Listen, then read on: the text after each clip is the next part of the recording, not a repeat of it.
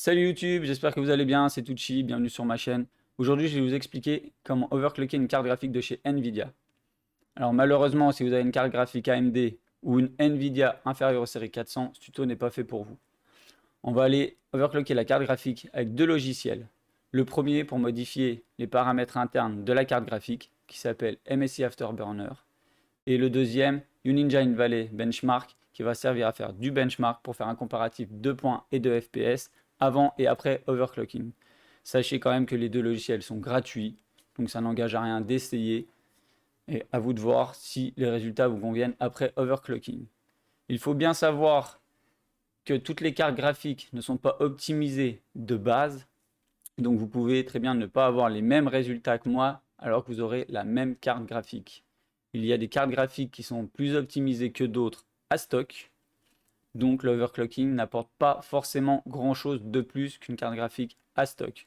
Parfois, on peut avoir des performances supplémentaires d'environ 10-15%. On pourrait très bien gagner 10 à 15 FPS. Et parfois, on pourrait en gagner que 2, 3, voire 4, 5. Il faut savoir aussi que si vous faites un benchmark et un overclocking de carte graphique sans utiliser OBS Studio, c'est-à-dire uniquement pour du gaming, vous aurez plus de performance et de FPS que si vous utilisez en plus OBS Studio sur le même PC. Moi, lorsque je joue à Warzone sur PC sans allumer OBS Studio, j'ai atteint environ entre 100 et 110 FPS de moyenne. Par contre, lorsque je joue au même jeu sur le PC, avec en plus OBS Studio qui me lance un live ou qui enregistre ou même qui tourne en fond, je suis plus à 60 FPS de moyenne. Il faut le savoir. Là, les résultats seront avec OBS Studio d'allumé et en train de record, forcément pour vous faire la vidéo. Donc le comparatif ne sera pas complètement dingue. Je ne pense pas qu'on va avoir des résultats supérieurs à 5 ou 10 FPS. Mais on devrait avoir quand même une légère amélioration. On va aller voir ça tout de suite. Allez, c'est parti. Alors voilà les amis, maintenant que nous avons installé les deux logiciels, donc MSI Afterburner pour overclocker la carte graphique et Unninja Invalley Benchmark pour pouvoir faire du benchmark et du comparatif, nous allons pouvoir nous occuper des paramètres de MSI Afterburner. Nous allons commencer par aller sur la petite roue crantée. Voilà. Et vous allez cocher toutes les cases que j'ai aussi de cocher. Donc, la première, synchronise, normalement elle doit déjà être cochée, donc vous la laissez cocher. Démarrer avec Windows et démarre en minimisé. Celles-là, normalement, elles ne sont pas cochées, donc vous me les cochez aussi. Ça permet, lorsque vous allumez votre ordinateur, que MSI Afterburner se lance, et le fait qu'il soit en démarrer minimisé, qu'il se lance sans vous afficher la page. En fait, il se lance en arrière-plan. Si vous ne cochez pas ces deux cases, votre ordinateur s'allumera sans MSI Afterburner et donc lancera votre carte graphique non optimisée, donc c'est-à-dire non overclockée. Si vous voulez à tout prix lancer votre PC avec la carte graphique overclockée, il faut que le logiciel soit lancé au moins en arrière-plan pour que vous n'ayez pas de page qui vous dérange.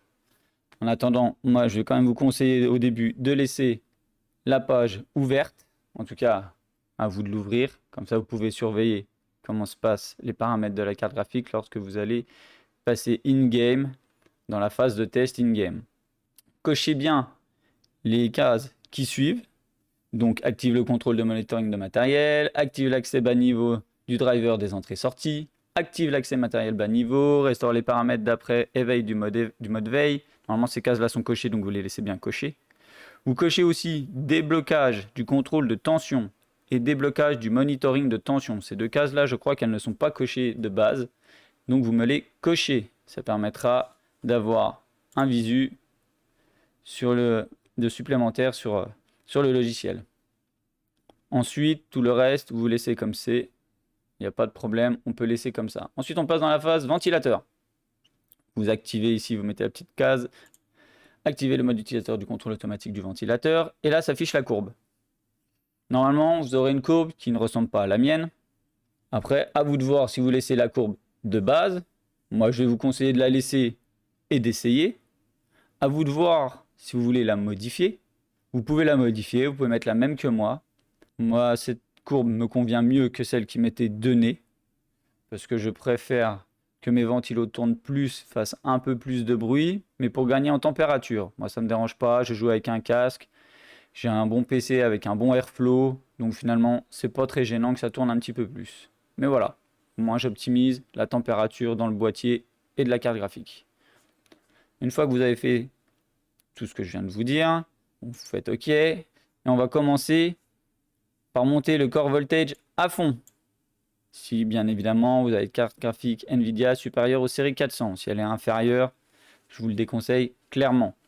Toutes les cartes graphiques supérieures aux séries 400 supportent très bien le core voltage à 100%. Il n'y a pas de problème. Il y a des sécurités internes. Ça pose pas de souci. Vous pouvez le foutre à fond direct. Ensuite, je vais vous conseiller de monter le power limit à fond lui aussi. À 120%. Qui en même temps monte le température limite à 87 alors qu'à la base il était à 83. Et je vais vous conseiller aussi, dans un premier temps, d'enlever l'automatique des fan speed, donc des ventilos, et de les pousser à fond. Une fois que vous en êtes là, je vais vous conseiller de faire un benchmark. Alors maintenant pour ce qui est de paramétrer le benchmark, rien de très compliqué. À la base, vous l'avez en custom, comme ça vous pouvez choisir en quelle qualité vous voulez faire votre benchmark. Moi personnellement je le fais ou en ultra, en custom ou alors en extrême HD. Et pour le lancer, rien de plus compliqué, on appuie ici sur Run. Maintenant que notre benchmark est lancé, il nous a lancé un benchmark en continu, sans calcul des points et des FPS. C'est tout en temps réel. Comme vous pouvez le voir en haut à droite, ici. On a les FPS en temps réel, la carte graphique qu'on utilise, les mégahertz de la graphique, les mégahertz de la memory de la carte graphique bien évidemment, en gros de la VRAM, et la température de la carte graphique. Maintenant, si on veut faire un benchmark avec des points et un calcul de FPS moyen, il va falloir lancer en haut à gauche, ici vous avez benchmark. Si vous ne le lancez pas, ça va tourner en continu, vous pouvez le faire pour trouver la stabilité. Vous n'avez pas vraiment besoin de le lancer pour trouver la stabilité, mais lorsque vous voulez savoir un résultat et faire un comparatif, il va falloir le lancer en haut à gauche. Et voilà les amis, benchmarking, c'est parti. Il va nous faire les 18 scènes les unes derrière les autres. Ne vous inquiétez pas, ça ne va pas durer plus de 5 minutes, c'est entre 3 et 5 minutes je crois. Et à la fin, on aura des résultats. Résultats en points et en FPS. Et on pourra faire un comparatif avec après notre carte graphique overclockée un peu plus poussée. Voilà, ça y est, nous avons enfin les résultats de notre benchmark. Notre benchmark qui a été fait sans le core clock monté ni le memory clock. Donc grossièrement, la carte graphique à stock. Maintenant, nous allons overclocker la carte graphique en montant le memory clock et le core clock. Et nous ferons un autre benchmark pour faire un comparatif. Alors nous voilà maintenant revenus sur le logiciel d'MSI Afterburner. Et nous allons commencer par nous assurer que cette petite case est bien grisée et non bleutée. Si elle est bleutée, cliquez dessus, passez-la en gris. C'est pour s'assurer que si le PC crash, ça ne repart pas avec les paramètres sur lesquels on était. Ensuite, nous allons nous occuper du core clock. Nous allons commencer par le monter de 50 en 50. Il suffit de cliquer dessus, taper 50, entrer. Vous faites le petit valider en bas. Voilà. Vous lancez un benchmark en continu. Vous voyez comment ça se comporte. Si ça se comporte bien, on monte de 50 en 50 tranquillement. Donc c'est-à-dire on monte de 50 à peu près toutes les 3, 4, 5 minutes. On attend de voir comment ça se comporte. Si ça se comporte bien, on monte encore de 50. Si ça se comporte pas bien, on descend de 20. Typiquement avec le core clock, ça risque de cracher si ça se passe pas bien. Ou de laguer. Donc si ça se passe pas bien, comme je viens de le dire, on descend de 20. Si ça se passe bien en ayant descendu de 20, on remonte de 5. Si ça se passe bien en ayant remonté de 5, on remonte encore de 5 et on voit. Si ça se passe pas bien, évidemment, on redescend de 5 jusqu'à trouver une stabilité. Le principe, maintenant, va être le même pour le memory clock.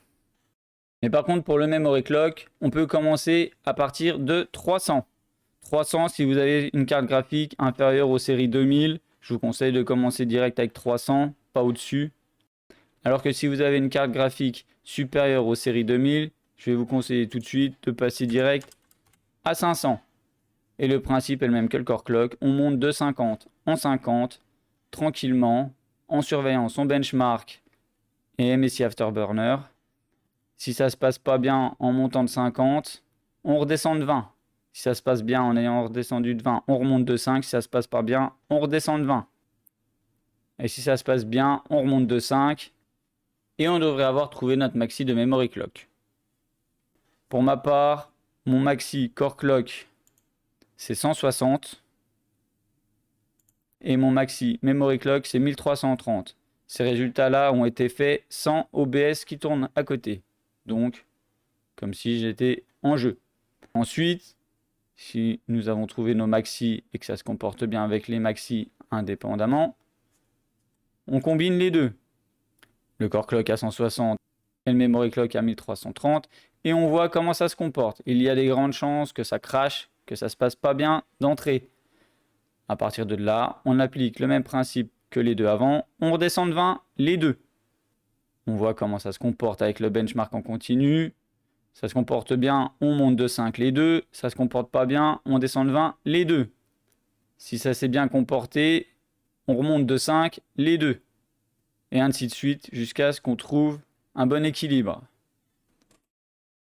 Alors pour ma part, le bon équilibre, c'est le core clock à 115 et le memory clock à 1150. Tout ça avec Warzone qui tourne et aussi OBS Studio. Alors maintenant, nous allons faire un benchmark de comparatif.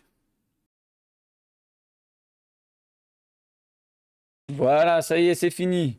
Les scores sont arrivés. On va pouvoir comparer tout ça.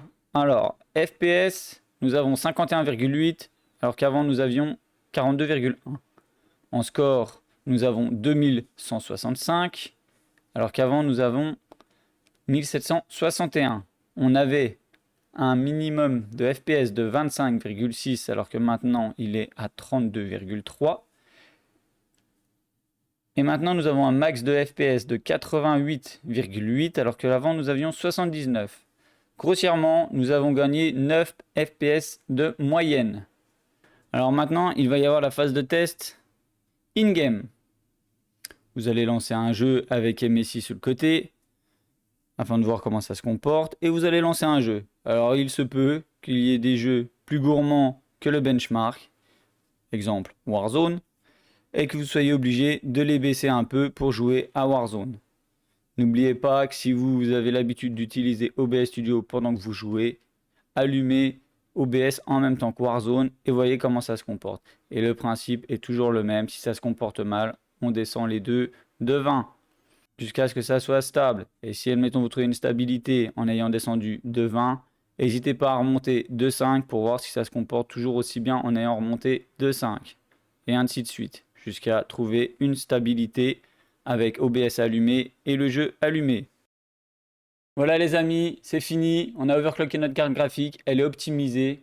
Alors maintenant, si tu as aimé cette vidéo, si elle t'a aidé, si tu as simplement envie de me soutenir, n'hésite pas, le petit pouce bleu, l'abonnement, la petite cloche. Si tu as envie de mettre un petit commentaire pour me donner ton avis, c'est bien, c'est pas bien, ça t'a plu, ça t'a aidé, ça t'a pas aidé, n'hésite pas non plus, c'est fait pour ça. Et les amis, je vous dis à très bientôt. Allez, ciao ciao tout le monde.